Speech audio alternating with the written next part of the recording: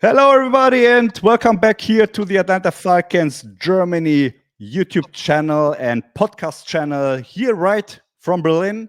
My name is Alesantoz. I'm one of the hosts of our new project, of our new road to the Berlin game. The Falcons come to Berlin, and therefore we start a new project to cover everything beside the Falcons team. We wish to bring you stories, the vibes, the culture of Atlanta meets Berlin, so of Atlanta and Berlin, and therefore, here again, the very famous Lisa from Atlanta. Okay, hey everybody. Greetings from the ATL. It's great to be back for episode 2. It's been a couple of weeks and we have a lot of info to share with y'all. Oh, perfect set, Lisa. Thank you that you take your time again with me and for the German fans, of course, to cover some information from Atlanta. There is about now. There was about 2 weeks, I think. So, but no problem. Just recapping a little bit the first episode. How was it for you? How was the reaction in Atlanta? Did your phone was ringing all the time, or what happened? I mean, people are really excited. They think it's a cool idea, now that we officially have a Berlin game that, the two fan bases can connect this way leading up to the game. So we have several months to continue to engage. I really think that, at least on the Atlanta side, the information that you provided has been specifically informative for the fans here that will be making the trip. Perfect. We built this website. Yeah, we will go to this website a little bit later because we have something new on the website for everyone there outside to just bookmark something. You will see. This is perfect. On the other hand, we got a lot of information from your side, from Atlanta. Today we will cover some historical things more. Just to bring a little bit this part inside here today. And let us start with something we will say now forgot last time, because on the fan cruises you wars on this ship, we had some videos from the stars like Harry Douglas, for example, or Dave Archer, but one person we missed, and we have to bring it right now just to show everyone how excited also the veterans are. And let me now find it. Just a second, please. Where's the video? Here we have a message to the German fans. To the German fans from Alan Rossum. Former Falcons player, more a special teamer, I would say. He plays cornerback, defensive back, but he was more the special team kick return, punt return guy. But he has a very, very cool message for you. Just enjoy for this first right now. Okay. What's your mama name? I'm joking. 1, 2, 3. Yo, go. This is Alan Rossum, NFL vet, 12 years, former NFL Falcon. I want to give a shout out to all the Falcon fans that's heading over to Germany. I know our team is getting ready to go over there and do their thing. So what do? We rise up. We show up and we rise up. There is no such thing as someone out cheering us. That is going to be our home field. Whether it's somebody else, it's the Colts home field or not, we taking over. So I need you to show up and show out. Get ready. 3, 2, 1, 2 up. 8 down, baby. There we go. I must say, it's been about a month since the inaugural Falcons fan cruise. That was such a blast, man. I mean, just as you saw on the beach, with Falcons legends, we're on vacation, but the Falcons is the common denominator, right? So we, talk all things Falcons, and it was such a cool vibe. And, they're excited for the German game, for real. You can feel it. You can feel it. I mean, how cool he was. No doubt. On this he message. Was a lot of and fun. He is a lot of fun. And he is still cool. Hopefully he will join us in Berlin too. I don't know. Harry Douglas said it. Yeah. He will come. Yep. Maybe Alan will come too. Very cool vibe. Yeah, and Sure. how he said, we taking over. I mean, we knew that we will be the away team. Yeah. Yeah, but with It's okay. everyone, it's okay. But with everyone I talk here from companies or other organizations who ask me about what is football, what is the NFL, and I talk to them and try to bring this football Falcons vibe to this discussion. I said, don't worry. When the Falcons come, when the fans come from Atlanta, the Colts don't have the feeling of a home game. Oh no. This is red and black. Yeah, and the whole city hopefully will join us and will feel the Falcons are here. Yeah. That's it. Perfect. In this matter, we have one other shout out. It was a little bit, some months earlier, but we don't want you to miss this out because it's a legend. All the Falcons veterans are legends somehow, but this guy is for me. This one is especially, one of your favorites. So yeah, look at here. I love it. This is my Mr. Dirty Bird. Mr. Dirty Bird. Who else? Then you know who it could be. So let us talk or not talk. Let us listen to him. It was last year, I think. In the team store. Was it last year? Yeah, it should be last year. I can't remember. I mean, the years are running together. Well, within the last 2 years. So, yeah. I think it was last year, and he had a special message right to me. Yeah, you covered this, so thank you, Lisa, for that. And just a short listen to Jamal Anderson, and then we jump into the next topic. Alesantoz, what's up, man? It's Jamal Anderson. Shout out to Atlanta Falcons, Germany. Shout out to all of our fans in Germany and all over Europe. We're coming to see you guys this year, and I'm excited about it. I got you on the jersey or whatever you need, my guy. Appreciate your support. All the love. Hey! I love him. Mr. Dirty Bird, Jamal Anderson.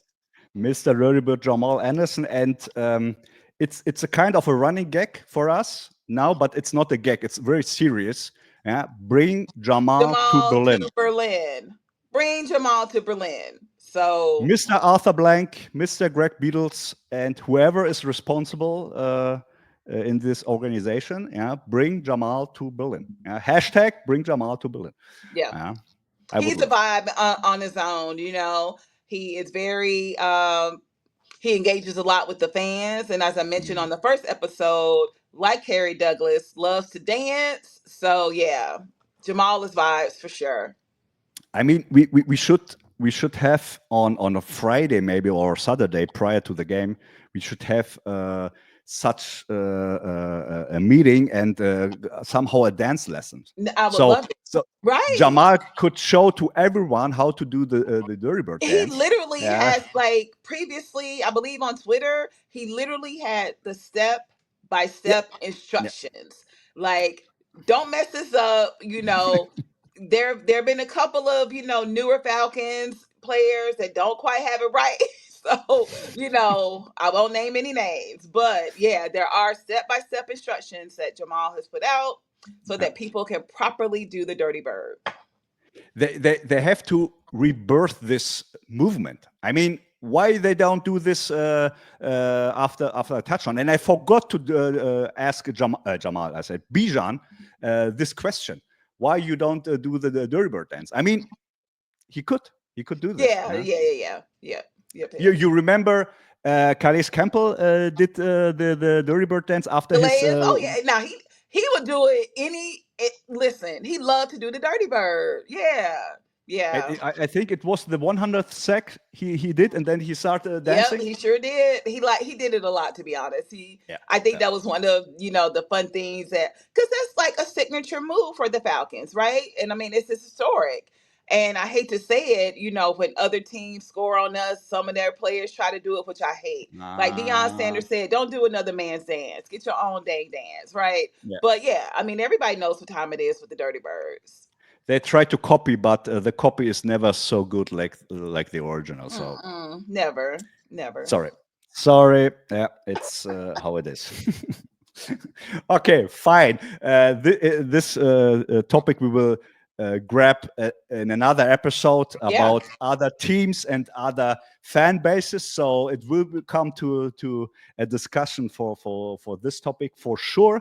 But today we go a little bit more historical, and we had a very famous and important day on the June of 19th in the United States, and especially in Georgia and Atlanta. So you're wearing something, what you will show us, and you can maybe tell us a little bit about this special, and it is a public holiday, isn't it?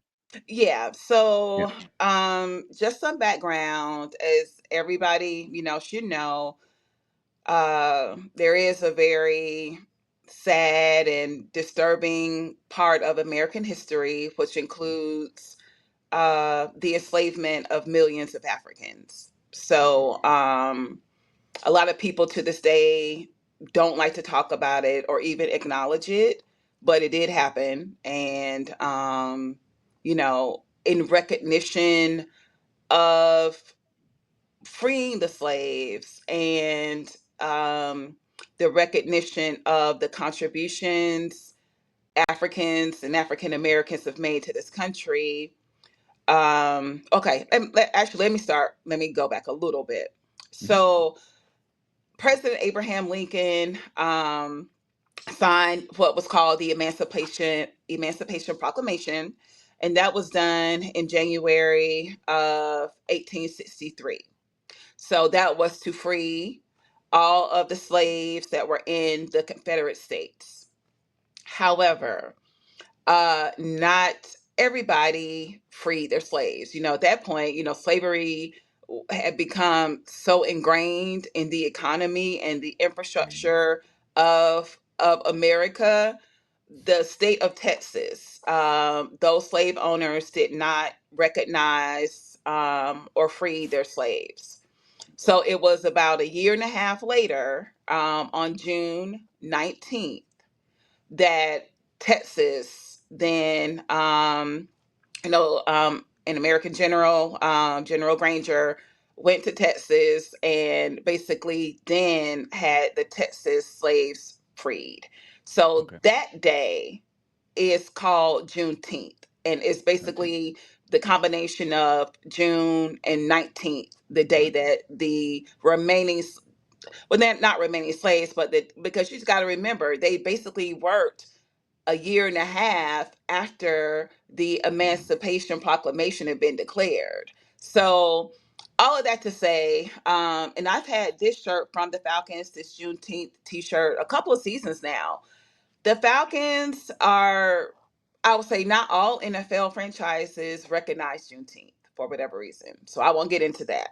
I'm just thankful as an African American that the team that I rep does. So the Falcons do various things throughout or each year to acknowledge and recognize Juneteenth. So again, this was a T-shirt that they made. Every year they'll, put out a Juneteenth tweet or something on their socials to acknowledge this day of celebration. So, again, not all NFL franchises do it. I won't, worry about them, but shout out to Arthur Blank and the Falcons for doing it. Yeah. Wow. Well, I found it here. Let me show this just shortly. Here's the what is it? Is it on Facebook? I think it's on Facebook. The posting, yeah, it's right fresh, the latest one, and the Falcons covering this.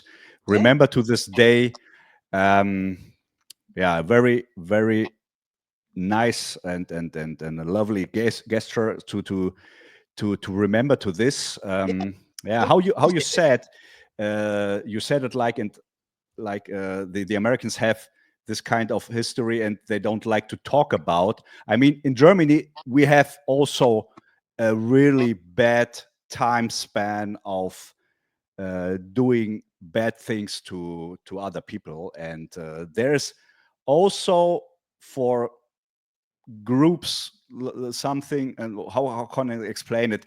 There was often, I remember when they talk about this time, they try to whisper and don't to be as this loud, but I can tell you that the Germans do a lot of remembering this, and will always try to teach the youth and the next generation, we did bad things, but we have to learn from the history. And hopefully with this kind of remembering also in the States, this will never ever happen again, because we don't have to talk about slavery. It's something not to have. Point. Right. So this was a big holiday, public holiday last week. And we can maybe comparing this to the German side. I try to find equal not public holidays, but maybe days where we are remembering something like that. And there came two big things in mind for me. It's not, you cannot comparing this because we don't had this kind of slavery history. So, but when you try to comparing this, we have two big days. Also, the one, it's the 8th of May, 1945, the end of the World War II, the end of the Nazi regime here in Germany.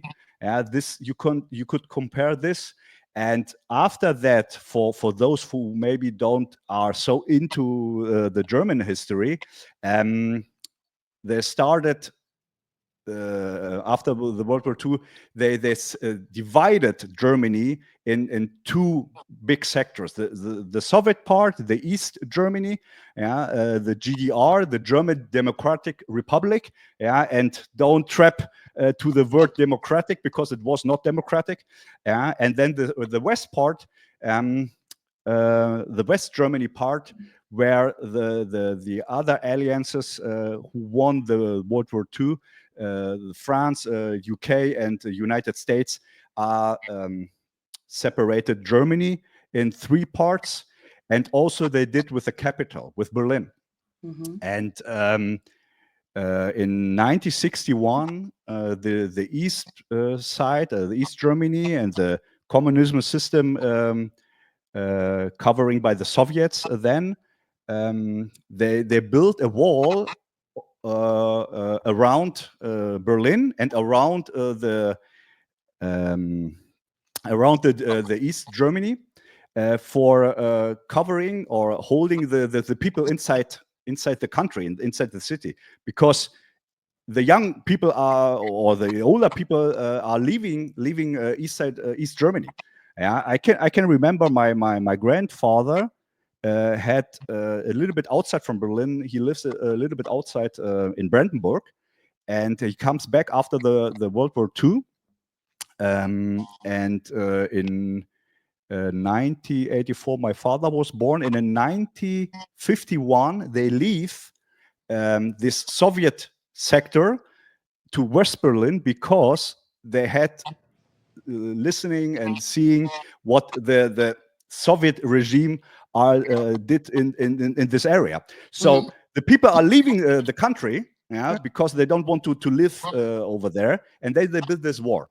And now it's a very how we say coincidence, a very big coincidence, because on 1989 the wall was falling, and this was on the 9th of November. And now, when you maybe remember, when you bought your ticket, and you look at your ticket, the game is exactly on the 9th of November, where Germany is remembering also the falling of the wall. So you come to Berlin to watch a very nice, happy, nice game. But on this day, we had a big history. Yeah. In Berlin, even in Berlin, with the fall of the wall. Yeah. So this is What a cool. I mean, that is so historic. And I remember, watching the fall of the wall, and I was just like, wow. Yeah, I I can't, was. watching it as an American. Wow. And Yeah, now I that was. our game is going to be there. So, yeah, so definitely beyond football, there's so many things about the history of the city Berlin and also the country Germany that I want to explore while I'm there.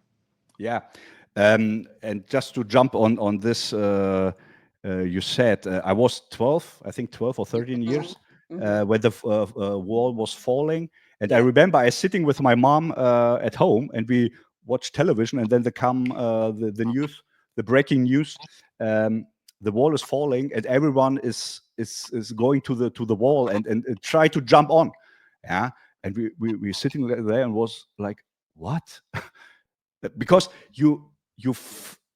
could feel, as a young guy, you could feel, even if you didn't had any idea of politics and all these things, but this Cold War, how you can explain it in English now, this Cold War situation you had, yeah.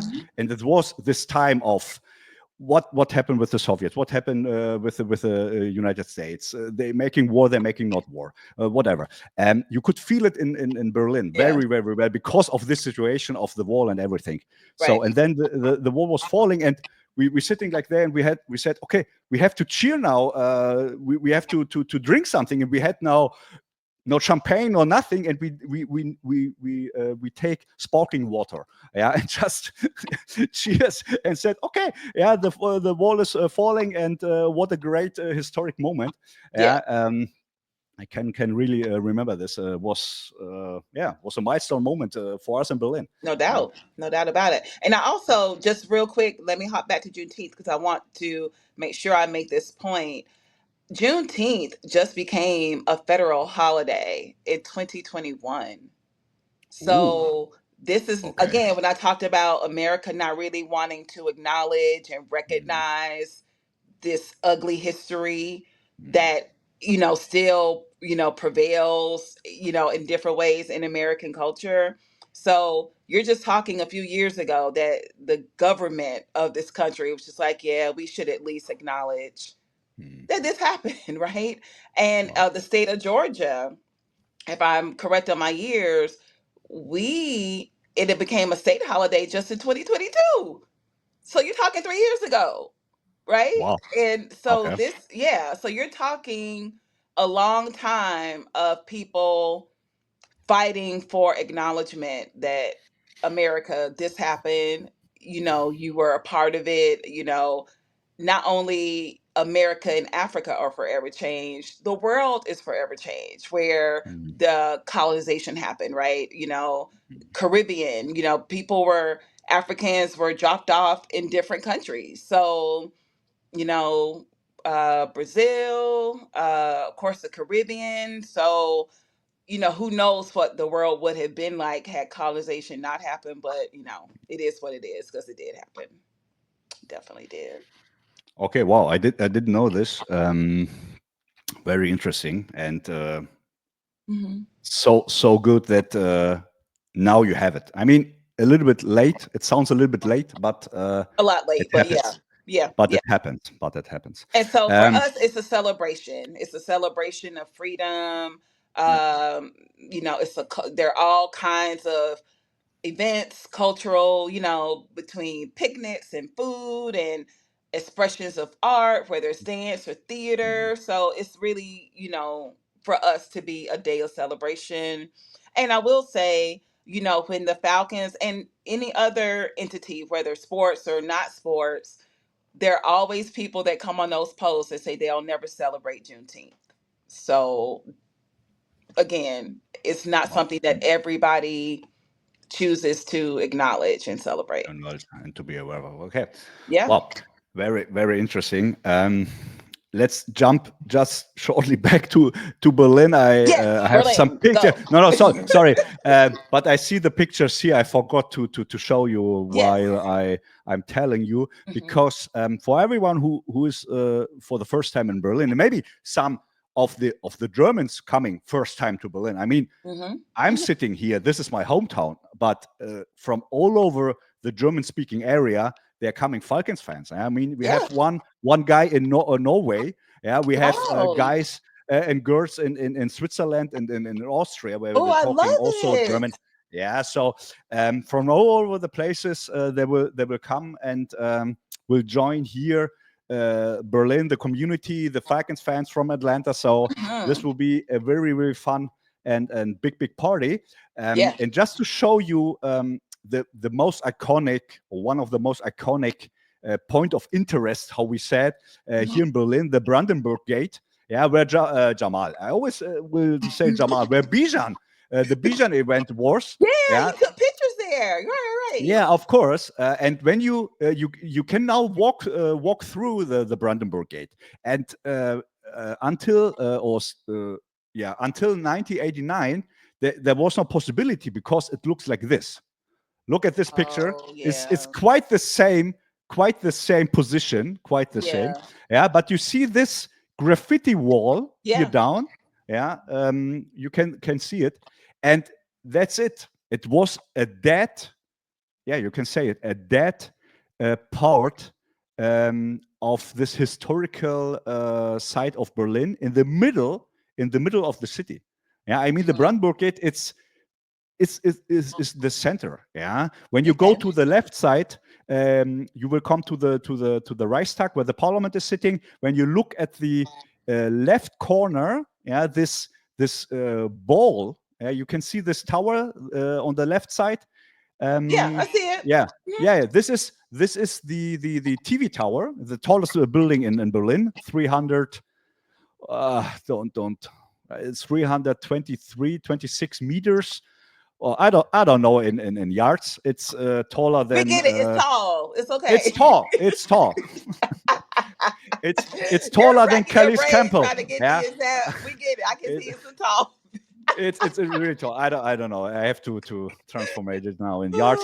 And when you look through the middle of the Brandenburg Gate, you can see the Parliament of Berlin sitting in this red building. Is this downtown Berlin? Like, what you said, the middle of the city, but like, what, as a tourist? It's a tourist. You can say it's downtown. Yeah, I mean, for me, and this is quite funny. I mean, the wall is falling in 98. Yeah, on 1990, the 3rd October. This is a public holiday, and they're celebrating the reunion. So the 89 falling of the wall, it's not a public holiday, but the reunion from the two states, from East and West Germany, is the 3rd October on the 1919th. So even it's about 35 years before, it was 35 years ago, I still talk about West and East Side.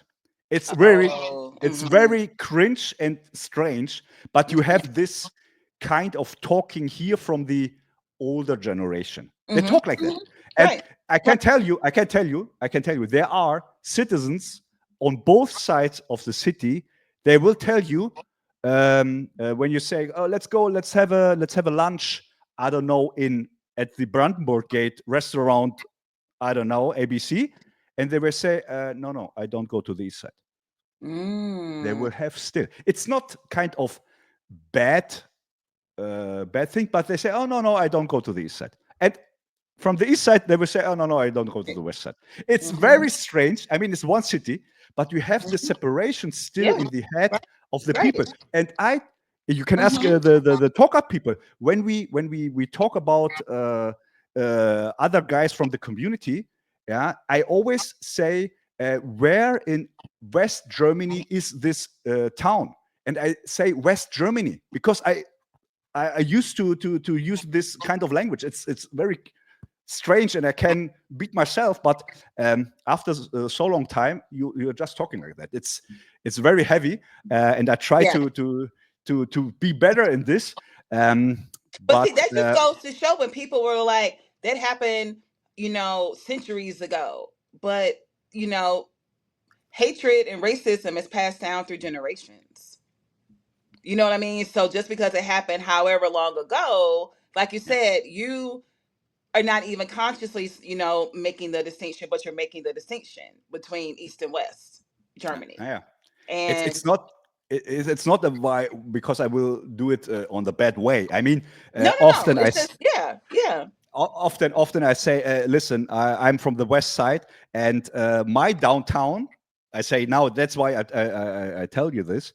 My downtown is here in the West City. Oh, my downtown. But the Berlin downtown is in the middle. So it's very strange. I got you. Okay. And asking someone more east, far east, he will say, my downtown, it's over there. So I got you. I got it. This is a kind of the vibe for the older generation. Here for the younger people, my kids don't know about this. My kids don't talk about east or west side. We will go to the Brandenburg Gate. We will go to have fun at somewhere. We will go there. It's Berlin. Yes, finished. Right. For us, it's something right. straight. But look at here. The day after the 9th of November, what the people are did. Yeah, they're running to the wall and they jump on the wall. Mm-hmm. Yeah, and have this party, and then they start to crack out small bricks, stones. That's what I remember saying. Yeah, they go like that. Yeah, and try to get one souvenir at home, and they get there were some. How can I say it? Political correct and not harming someone, but there were some clever and smart businessmen. They give you some kind of glass boxes and sell you a piece of the wall.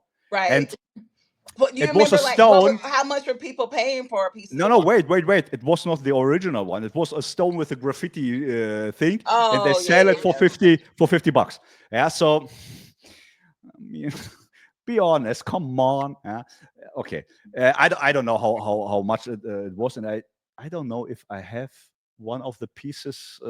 I was there. I took a small pieces, but I don't know where it is. So I cannot show you. Yeah, but this was the big celebration. Yeah, and look at now when you going to the Brandenburg Gate, just pay attention to the street. Because look at here, you see this 2 rows of the bricks.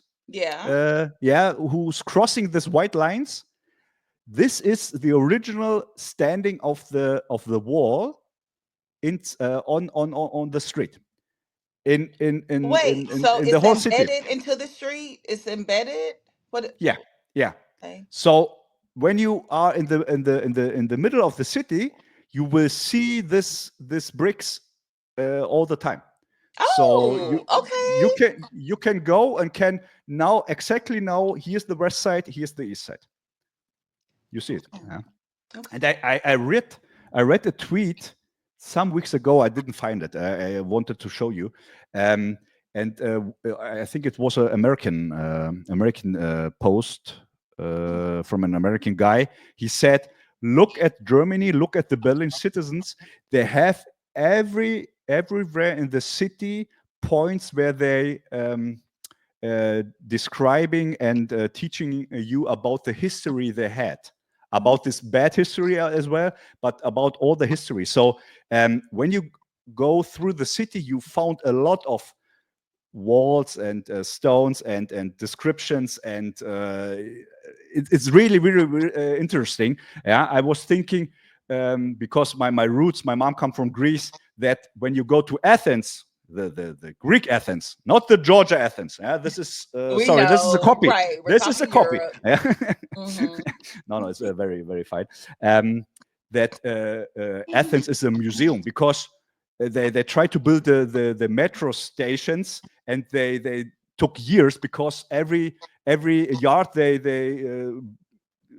go further, they found stones and they had to stop because it is something ancient. But here in Berlin, it's quite the same. Yeah, in the middle of the city at Brandenburg Gate, you find a lot of history. So if you want to, if you are here and you are some days prior to the game, take some time and go to the middle of to the city, and then you have to. And now we show you something we did as a service for you. Look at our website. Just a second. Okay. Let's go. There is it. So this is the article on our website, atlantafalconsgermany.com. Yeah, and when you go to blog here over there, you find one of the first ones here. This article: Atlanta Falcons take over Berlin. Your ultimate fan guide for the NFL game 2025. Then you can scroll a little bit down, get some information. We talk about the last time. This section we will come right after this, Lisa. You remember? And then look at here. You can go down to the part Berlin City specific. No, sorry, I'm wrong. No, yeah. In this section, after Berlin City specific information, you found this red marked link, and this is your go-to guy now for the trip to Berlin. You click on it, and then you come to the Google Maps, and I marked every point of interest from the website here in Google Maps, and you can just go here to save, and you have everything you need. And I put some descriptions here in English as well, so you can find everything. You see the marking on the right side. Yeah, here's the Olympic Stadium, for example. So can you see what happened here? Telto. Nobody wants to go to Telto. Here, look on the left side. There's the Olympic Stadium. It's far away from the city. Okay. Yeah? So just to get you there. Good to know. Here's for example your hotel, Leonardo. The Leonardo. Yes. Just as information for the Falcons fans from Atlanta or outside of Germany, the most fans are in this hotel.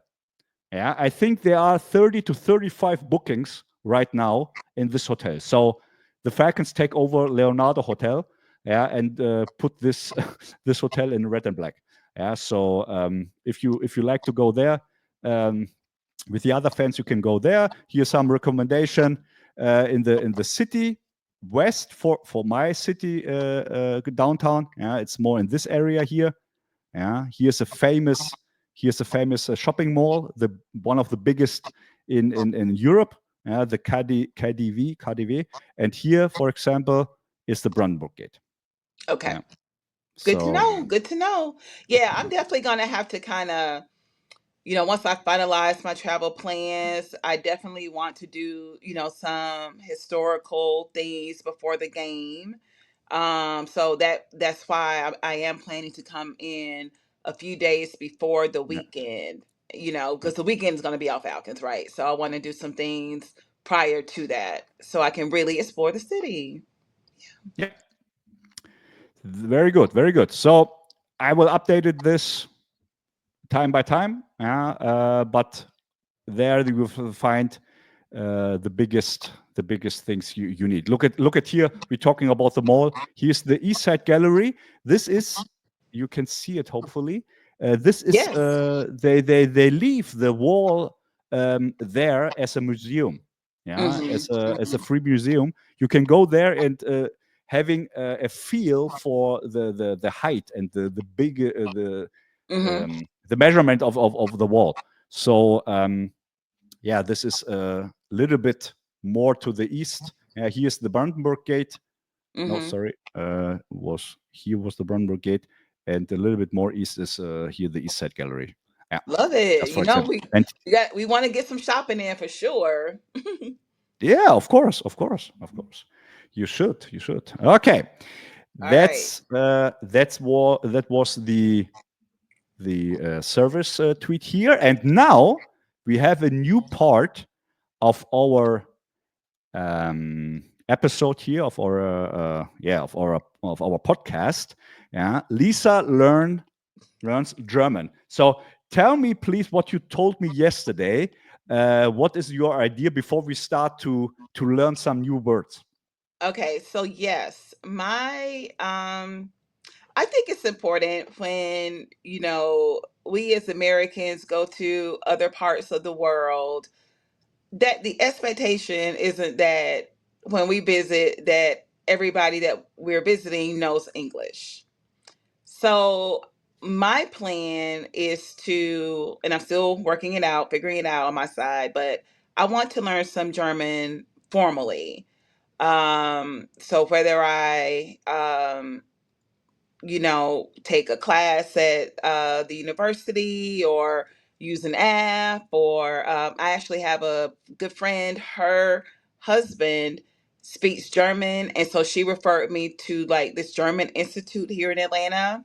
Mhm. So I just got to figure out how I'm going to do it, but I am going to do it. Now, granted, most classes that I've looked at don't start until like late August. So I would only maybe get in a couple of months of formal instruction, Mhm. but I still think it's important. And I think about Alesantoz and all his crew of friends. They're all, fluent in English. So they took the time to learn another language. So I want to, although I know it won't be, I won't be fluent in 2.5 months, but at least to learn some, to get an introduction to the language. And I know this won't be the Falcons, last game in Germany, right? So I do expect to visit.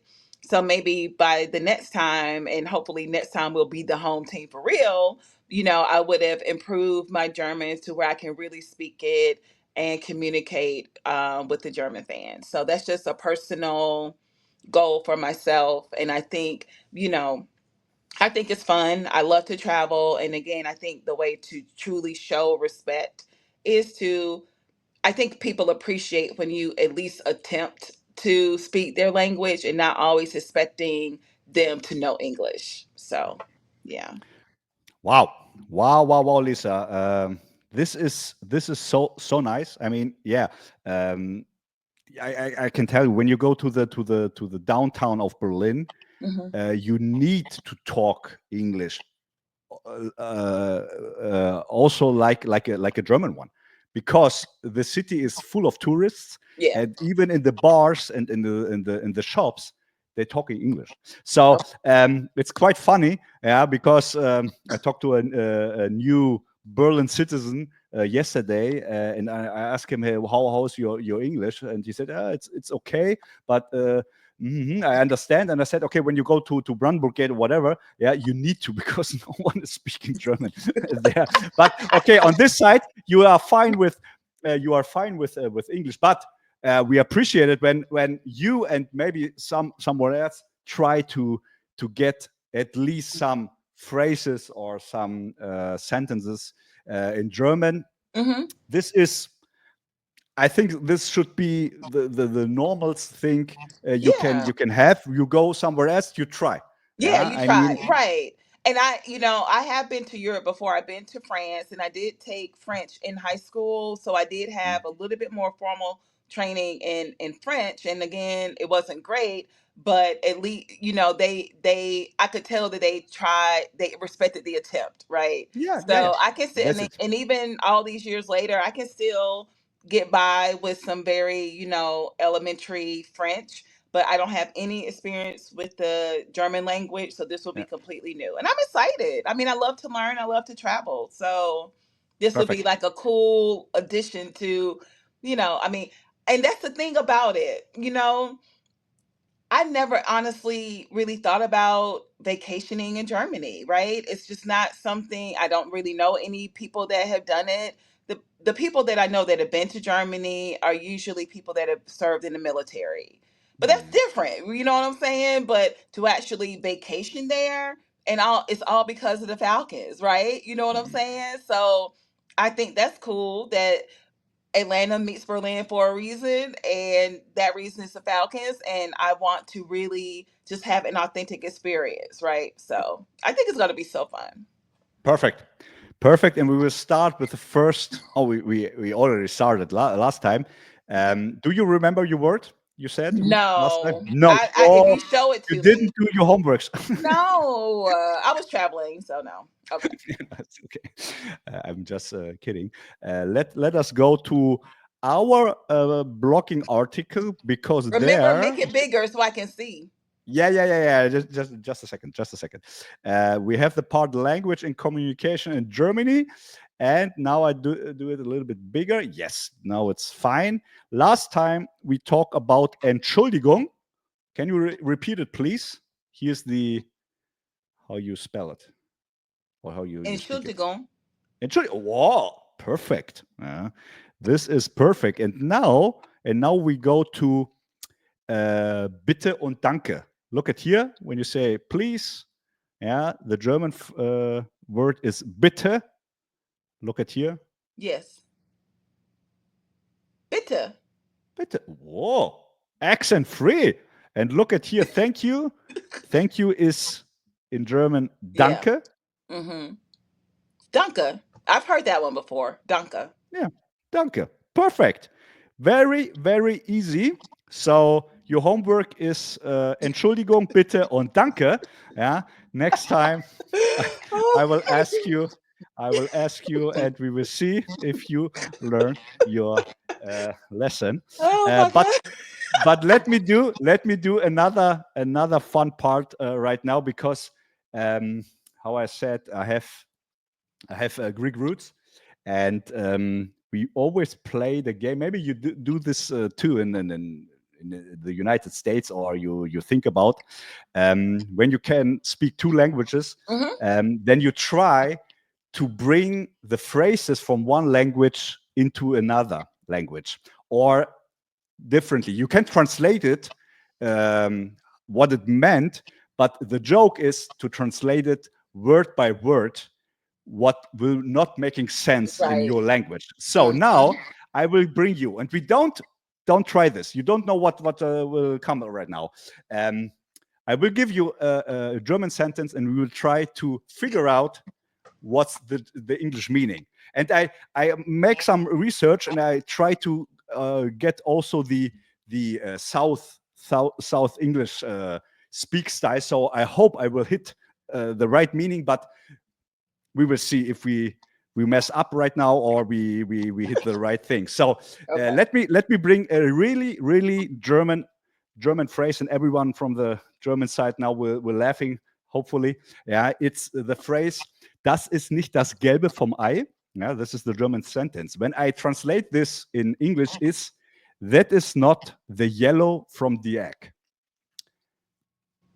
We in Germany say this is not the yellow from the egg. So what in hell can we mean when we say this is not the yellow from the egg? What do you think? The closest, just based on that context, I would say, is it comparable to us saying this is not how it goes, or this is not how we do it? No, exactly. Not exactly. It goes in the right direction. Let me tell you what I found out. I found two phrases in English: "Ain't all that," or "the dog don't hunt." Is it something you say? Oh, that's interesting. The dog don't hunt. Yeah. Is it something you say in English? Yeah. In sports, a lot of times, you'll hear the word, this player got some dog in them, meaning that they got, they're competitive, they'll go all out. Basically, if you say this dog don't hunt, it's like this dog it's not worth anything. Like this dog, it's not worth. yeah. Exactly. When you say this is not the yellow from the egg, it's not worth. Yeah. So you can. Well, I was low key on the right track. Like this not working. This not it. You know what I said? I say it was a little in the arena. A little bit. In the arena. Okay. I have a second one. Maybe you hit this now. I say it in German. Ich glaub, ich spinne. Yeah, this is the German sentence. Ich glaub, ich spinne. Yeah. I believe I'm spinning. Okay, so I would say that means I'm tripping out. Like something has me like, just tripping out. Tripping out. Mhm. How about you kidding me right now? Oh, I believe This night. oh, so you're kidding me. So Yeah, that's why I'm spinning. yeah. I can tell. I can tell why. It's a German phrase. It's a German phrase. Okay. Ich glaube, ich spinne. And this is not the yellow from the egg. Yeah, very typical German phrases. So you have 3 words, 2 phrases. Next week, the I like exams. that. That's fun, Alesantoz. I'm with it. I'm with it. Okay, we will bring you some new phrases for the next episode. So this is the right time now for you at the audience to hit the like button here and to subscribe, please. When you hear or listen to the podcast as well, you can follow us or whatever it takes to not missing the next episode, because we will have some more for sure, and you will don't miss how Lisa learned German. So we now have the podcast in English. At the end, prior to the game, we will have the podcast in German. So this is now a mission. So you're raising the bar each episode. Of course, Each of course, episode, the standard goes of up. course, I got you. of course, of course. Yeah, perfect. Very good. So bring us back or let us go a little bit back to our program and to a trip you had Yes. this passing weekend. Yeah. That's why we didn't record the second episode, because you was not in Atlanta. No. Where was you going? I went to a sports event for fans. It was called the Fanatics Fest, and it was in New York City. And so they had all, the major sports, football, basketball. Yes, Fanatics. That's who hosted it. Mm. Football, basketball, baseball, soccer, wrestling, pretty much any and everything. The UFC. Honestly, this is the second year that Fanatics has hosted this event. I didn't really know what to expect. It was like a sports fan's heaven. It almost was just like too much, because it was held at a convention center. The convention center is huge. I Okay. literally walked the equivalent of 6.5 miles the first day. That and it's Okay. just and the thing is, they had oh, that's me repping Yeah, Juneteenth. That was me. yeah, Yeah. yeah. Just that. So Just that. New York, yeah, New York is New York. If you guys have never been, I mean, obviously one of America's biggest, most well-known cities. But as a sports fan, it was just like, no matter what the sport, there were professional athletes, celebrities walking around. It was just amazing. And I will say the primary reason why I went was because Michael Vick was in attendance. This is not Michael Vick. It's just to show you. Right, that's not Michael Vick, but saw so many Michael Vick jerseys. He did autographs and photo ops for the fans, and so that is really why I went. But beyond Michael Vick, it was just an amazing event. And the thing is, like, for instance, that's what I was literally about to say. LeBron James. I went to a panel for LeBron James talking about, he does a podcast as well with Steve Nash. So they were doing a live taping of their podcast. So LeBron was there, Kevin Durant was there, football, OBJ, Odell Beckham was there. It was just so many athletes of, so many different sports. And the thing is, they have like panels and shows that are taking place at the same time. So one thing I learned, you get the schedule, you have to decide what you want to attend and be okay with knowing that as great as the event that you are attending, you're also gonna be missing something just as great. So you just have to be okay with that because you can't attend everything because everything is happening at the same time. And yes, I finally got my pick with Mr. Michael Vick. Super nice. It was just I've never been in a space to meet him. I now don't get me wrong, like he's been at, for instance, kickoff rallies that we have every year at Atlantic Station. But it's between security and fans, it's just been impossible for me to get to him. So I was like, you know what? Let me just meet him in New York. And he was so, and well, I will say too, he commented on my Dirty Birds chain. He was like, I like that chain. I was like, yeah, so Mr. Michael Vick, obviously, a favorite in the Falcons fan base. So now that I've gotten Vic checked off my QB1 list, I really, really want to figure out a way, and I don't know how because he lives in Montana. But my next goal is to meet Steve Barkowski, who was my very first Falcons QB1, and the current QB1, Mr. Michael Penix. So those are my next two. Gotta meet them. Falcons quarterbacks. So Wow. Mr. Steve Barkowski, my understanding is he lives in Montana.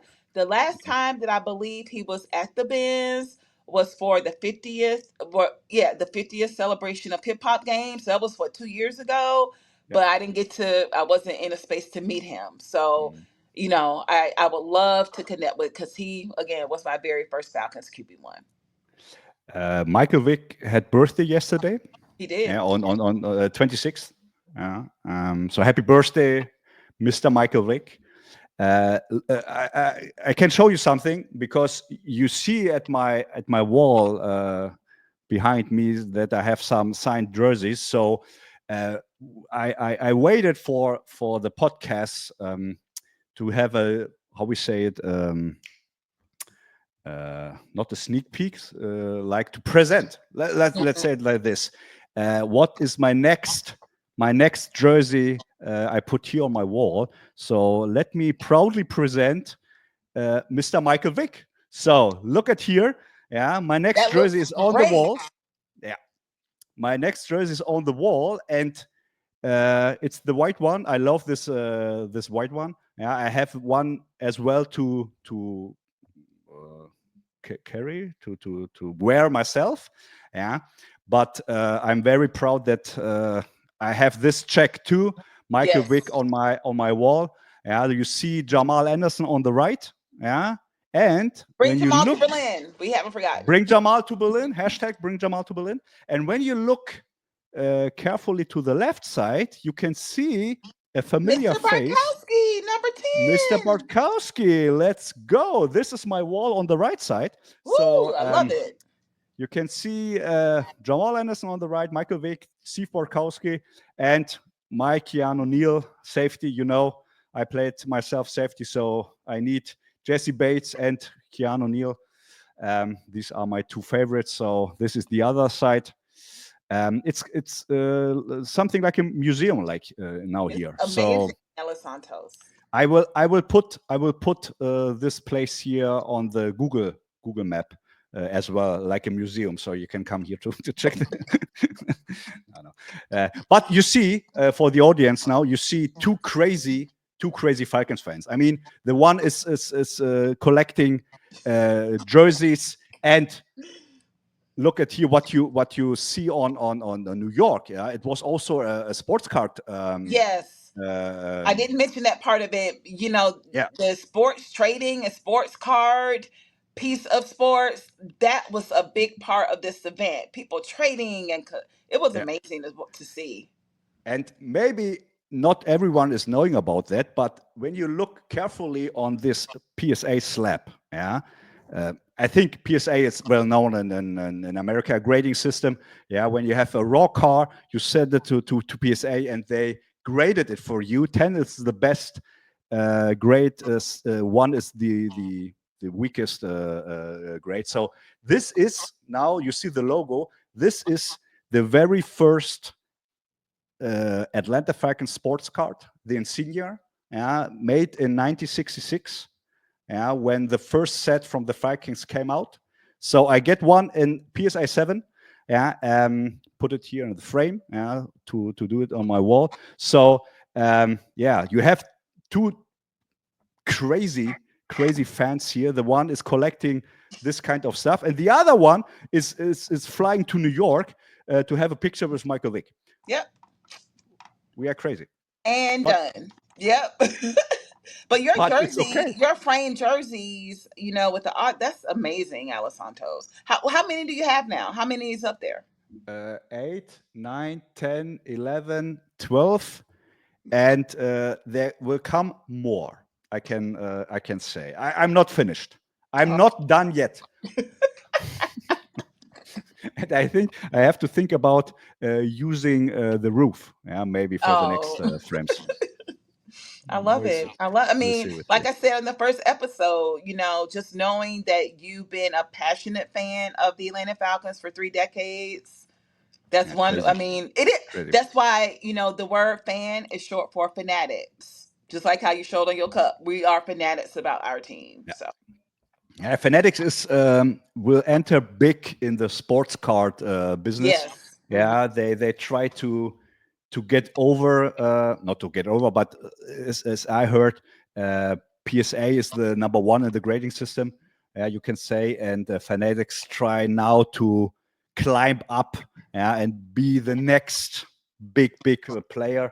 but Fanatics acquired Tops, right? Yes. So where does Tops grade in terms of the card collecting and trading world? It's very interesting because this card here is made by the Philadelphia Gum Company.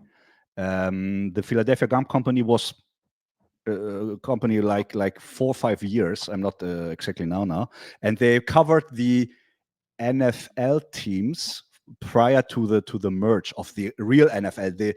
Let's call the NFC teams, and the Tops covered the AFC teams. And in 1968, Tops take over all the cards. So this is really rare card because it's from a company that doesn't exist anymore. Tops exist, but they don't have the license right now because Panini has the license. So you get cards right now without the logos, and next year they get the license back. So Tops will enter with license card and hopefully with much more nicer and more beautiful sports cards than Panini did. Yeah, Panini. Yeah, your cards are. Okay, we less. Yeah, we'll leave that up. I'm happy about Tops being back in the business with the license and everything. So would be nice. Yes. Okay. We talk about collecting. That's another part, another topic. Let's go to let's go to that fan that fan. yeah. Okay. Go to one fan. You had one made one experience. Just tell us about this. Wait, I just try to find the picture. Do I have the picture here? Maybe not. Oh no, I don't have it. Just tell us. No. I think that the picture makes the story, so we can just carry that for episode 3. So we'll leave that as a teaser. I have it. on your Instagram. Do I show it on Instagram? Oh, I don't care. Sure.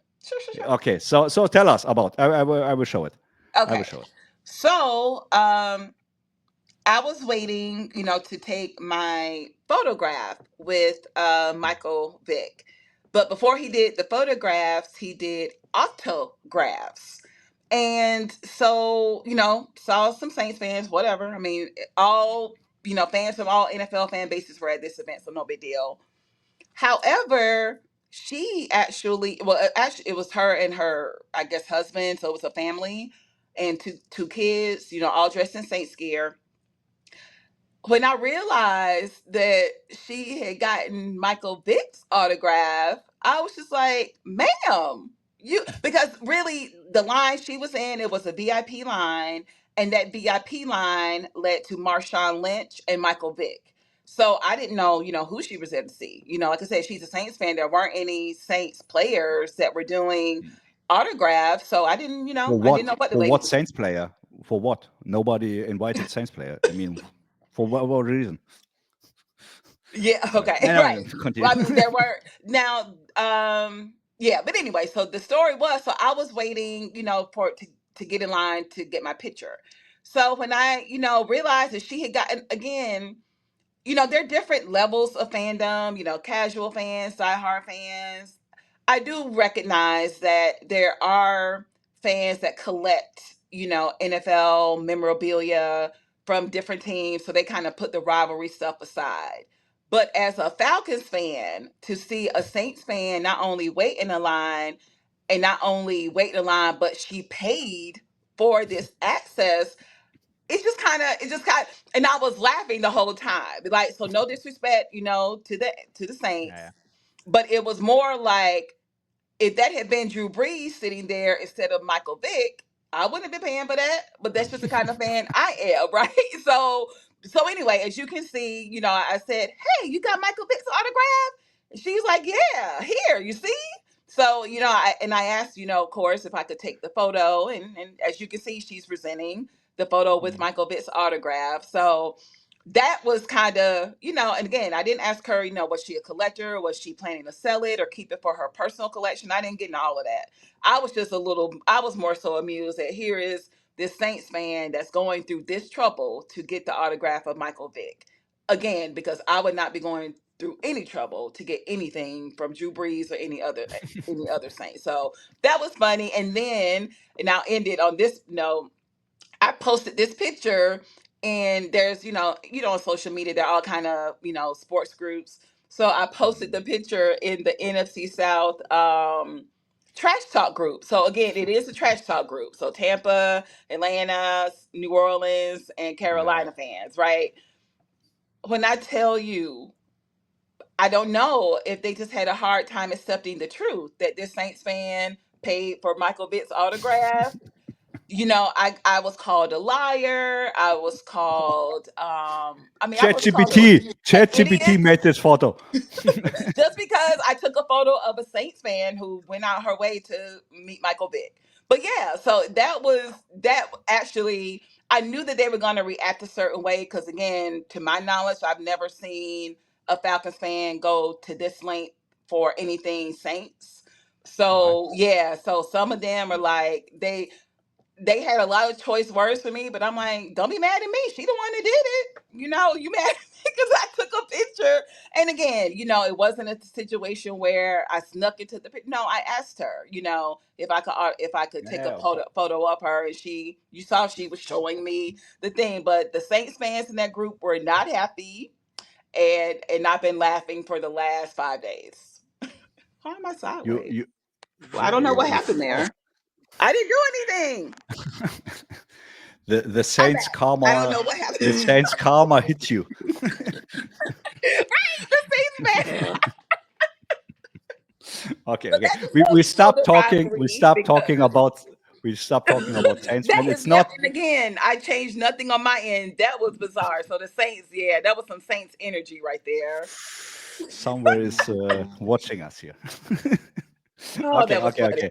Just we leave this topic and change the topic for a news Mhm. that maybe the most will have noticed, but maybe not.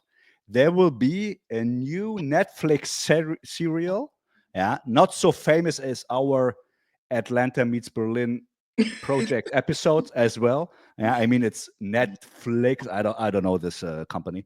Yeah, but if you want to see our quarterback, former number one quarterback, Kirk Cousins, again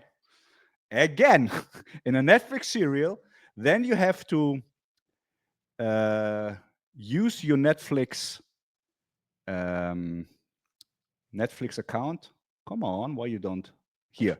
And watching this new episode 2 about quarterback. This is Yeah. now a German site, sorry. But it will come back about now the Falcons side. We had 2 years ago Mariota from Atlanta Falcons Insights, yeah, Hmm. and Kirk Cousin as well, but more from the Vikings side Right. He was and a Viking fan. covering. covering all the Achilles tendon surgery. Excuse me. Oh Talk about no Kirk Cousins, the surgery. yeah, the surgery and the rehab and everything. Yeah. And now he is back, but not as a Vikings quarterback, more than a Falcons quarterback. What do you expect? Or first, do you want to see this new episode 2 quarterback? Will you sneak in? And when yes, what do you expect to see? Okay, I'll answer your first question first. Initially, when I, read that Cousins was being featured again in the Netflix series, and what's interesting as a Viking, because when he was on the premiere series, it was Patrick Mahomes, Kirk Cousins, and Marcus Mariota. And the first season, I really liked Kirk Cousins, because he was really giving you kind of a behind the scenes look at his recovery, and you show how hard he worked. And he just seemed like a down to earth guy. And of course, his family, wife and kids. When I saw that he was being featured as a Falcons quarterback, I was like, I ain't watching this. I don't care about Kirk Cousins. That was my initial jerk reaction. However, they released the trailer, to show, some of the scenes from the series coming up with him being, the Falcons QB1.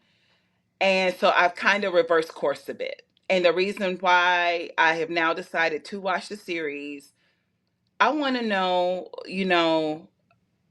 if they show what really happened with that 4-game losing skid. Kirk got hurt versus the Saints in week 10.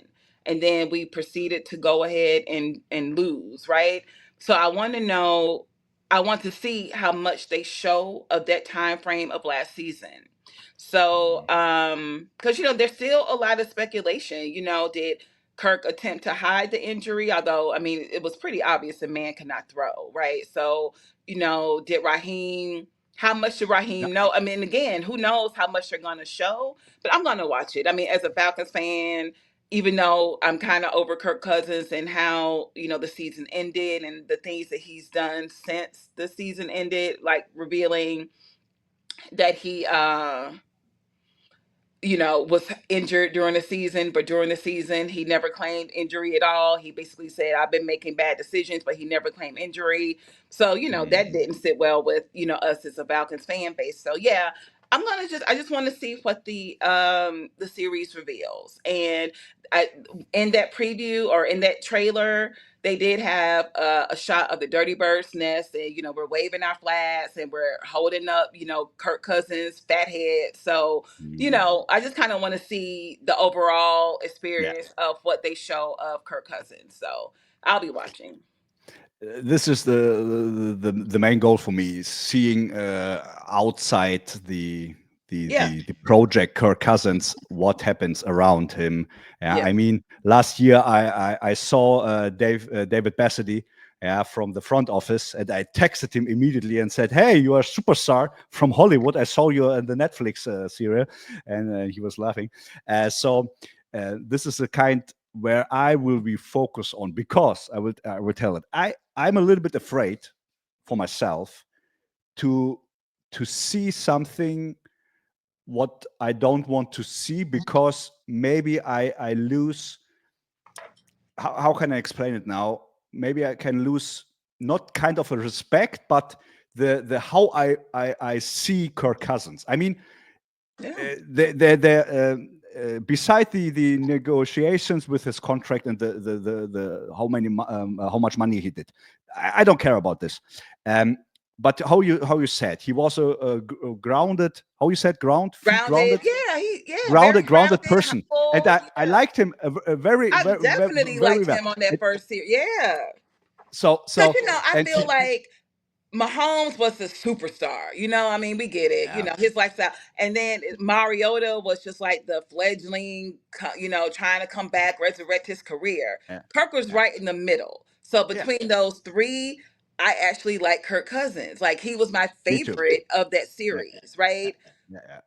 So and then he came to Atlanta, and when something in a sportive way just go the direction you expect, okay, it's no problem. But I'm a little bit afraid that we have, after week 10, some new information where you have to say, come on, Kirk, this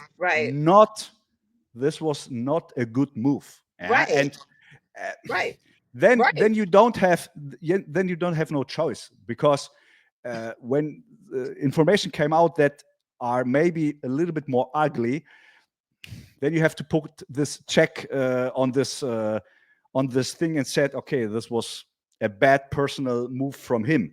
Right. And that's why I don't know. I will watch it, of course. But yeah, I mean, it's off-season fan content, right? So as a Falcons fan, but also I think we can kind of see also from the fan support that he had in October. We were calling it Kirktober.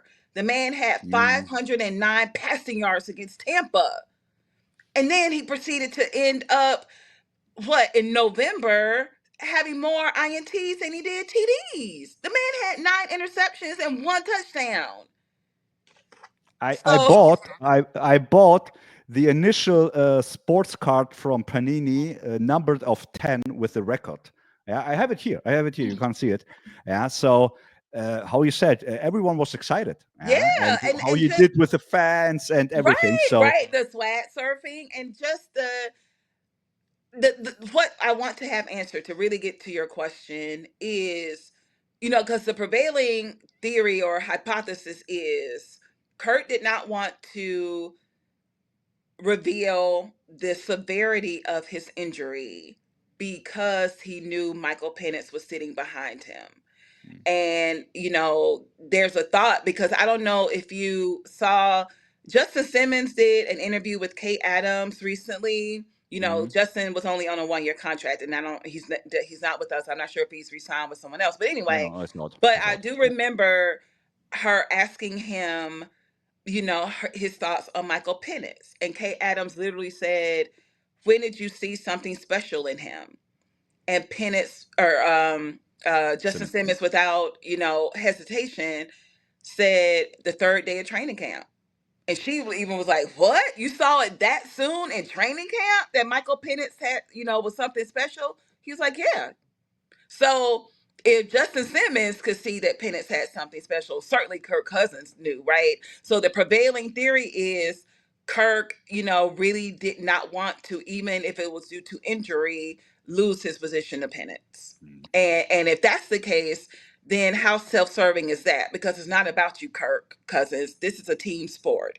And we were in the run, we were 6-3. We were ahead of the division. Everything is looking good. And then we end up losing the division to Tampa.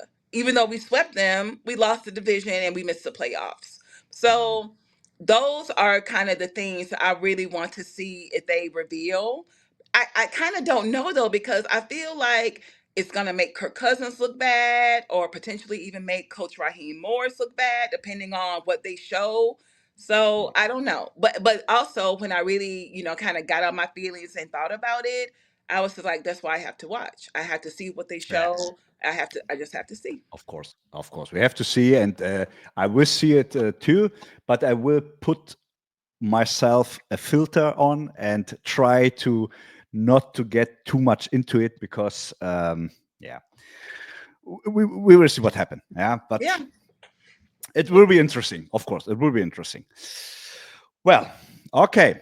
I think the most is done now. A quite new part for our episode. We get some questions at our Instagram story. I put this yesterday or the day before on Instagram, asking you, do you have any questions for us? And we had some here from the German side, some questions. I just will answer them now. Thank you for your questions here from the community. Just shortly reading this in German, and then I try to translate it. Well, gibt es schon News über Fan-Events vor Ort? Was für Events werden um das Spiel in Berlin stattfinden, sind da schon Sachen geplant. The two different guys are asking if there are planned any events around the game, and if we have a knowledge about something coming up here in Berlin. So I don't know, what do you know? But I don't have a clue what happens in Berlin 9th November or the days before.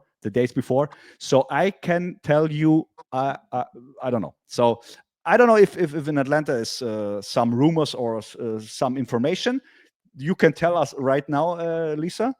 Well, I don't have any specific information yet on what will be happening in Berlin, but I can say every time we have an international game, the Falcons do something. So typically they send out a team to scout venue options to where the party, will be held.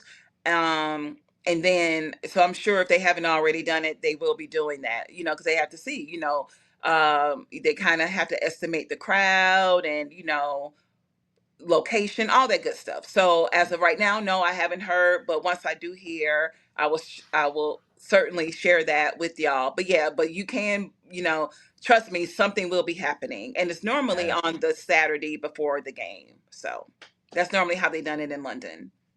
In London, they did Saturday before, and then on Sunday we had another location, next to Wembley, and then we had this big fan march. Oh, that's right. Oh, I forgot. Yeah. I would love to do the march. Oh yeah. Do you guys tailgate or do anything, like, no matter what the sport? Is that something that German tailgate here in Germany? No. Okay. We don't So it would be super cool for us to bring the true, authentic NFL tailgating experience to Berlin. Bitte, how we learned today, bitte und danke. Yeah, you can say it in German, Lisa. Bring it to Berlin. The guys already asked about the fan march, and they would love to do it from the Leonardo Hotel. Yeah, I would love to do that. Thank you for reminding me, because I participated and forgot about it. But yes, this was iconic. I tweeted it, the fan march, and this posting exploded right into my hand from the smartphone. It was iconic to be part of this. Very, very nice. And let us do something similar. Mr. Arthur Blank or whoever listen now. I think the whole front office is listening to our podcast, I'm sure. So if you hear this, do something similar. And I can tell you that they already ask, or are staying in contact also with me to get some information. But right now, I don't have any idea of what happens and when and whatever, but how you said, there will be something for sure. And don't forget, I mean, the Colts, I know from the Colts communities and the site that they already have planned and are not finished, but run more events and tell the people, because they did know, I don't know, 2 months they knew earlier. They were the home team, so they knew a long time ago. So they already prepared. We don't have so much time, but I can tell you the Falcons are planning something, and this will be a big thing. So be patient. We told you last episode. Normally, it's short notice from the Falcons, but in this case, they will do something. No problem. The second question is, wie sehen die Chancen mit Taxi nach dem Spiel aus? Unser spätester Flug geht um 20 Uhr. Someone is asking, how good is the chance to get the flight at 8 p.m. after the game? And now I have to tell you, I don't remember who asking the question, but when you listen to that, find another solution. I mean, book another flight. I mean, the game is starting 3:30, not 2:30. 2:30 was always the time in London. Here in Germany, it was always 1 hour later. 3:30 will start the game. You can expect about 3 hours of the game when you will finish the game in the stadium. So then we're talking about 6:30. In 1 hour and in 90 minutes to come to the airport and to check in, forget it. This is too short. I mean, it's Sunday. There will be not so much on the highway, but how you will come out of the stadium. You have to walk at least 15 to 20 minutes, 25 minutes. I don't know. Where are your luggages? Are you only with hand baggages? I don't know. But this will be very, very short. I would say no good chance. I wouldn't bet. I wouldn't bet on this. How far is the airport from the stadium? Oh yeah, it's far. Let me show you on the map. Let me show you on the map, just to show you how far it is. Look at here. Here, can you see my cursor? Yeah. Yes, I can see. Here's the Olympic Stadium. It's far, far, far on the west side. Yeah, it's in West Berlin. Yeah, to make it clear. Yeah, the most beautiful stadium is in the west part of Berlin. No, I'm kidding. So, and now you have to go down here, yeah, to the airport. And normally you go to that's not gonna work. You take the highway here all the way down, and this will take you from the stadium at least 45 minutes. Gotcha. At least. Gotcha. Least. Okay. So good to know. No chance. No chance. Yeah, that's just cutting it too close. I'm sorry. It's, or you leaving after the halftime, but okay. Yeah, I mean, but who wants to do that? I want to see the whole game. Yeah. And don't let us win. We're gonna have a party after we win. We will win. Okay. We don't have to jinx it. So we're waiting. And then we will cheering and celebrating. Okay, Lisa, I think we've done. I think we're done. Yeah, it was a great show. Many information. Thank you for all the covering historically too, and all these stories in New York and everything. Thank you for having your time, your lifetime here with me, with us, with all the fans. Hope I see you next time again. We have some ideas, and it will be cool. It will be cool. So stay tuned, and don't forget to follow us. Hit this like button. Go to the description here below and go to every link you see and hit it and like and follow us. It will be cool. So let us finish as always. How Falcons finish something with our very famous phrase: "Rise up, ATL, rise up, Berlin." And goodbye. Have a good time, and see you the next episode, number 3, in coming up about a week, maybe. Okay. Bye-bye. Bye-bye.